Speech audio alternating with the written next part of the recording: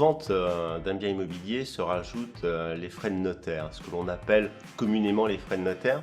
Et c'est une appellation qui est impropre parce que ces frais comprennent pour l'essentiel des taxes. De l'ordre de 80% des frais de notaire sont constitués des taxes, ce qui fait penser à l'essence ou aux cigarettes. C'est vrai, quand on achète de l'essence, on sait pertinemment que dans son prix, on paie assez peu de pétrole, et même chose pour les cigarettes, le coût du paquet représente assez peu le coût du tabac. Et dans les frais de notaire, ces frais représentent assez peu la rémunération de l'office notarial. Ces taxes sont multiples, ce sont les droits d'enregistrement. Ces droits d'enregistrement qui sont à un taux de 5,80% représentent une rémunération de la région, du département et un petit peu de l'État. Mais dans cette fiscalité, à côté des droits d'enregistrement, on a aussi une part de TVA et une contribution de sécurité immobilière.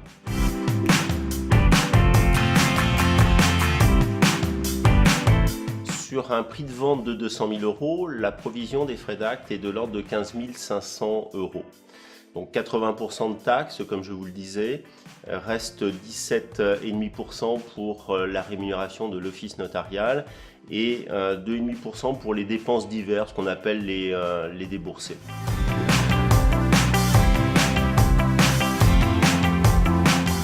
C'est une particularité de nos frais d'acte, c'est que ces frais ne sont pas modifiés en fonction du nombre de notaires intervenants.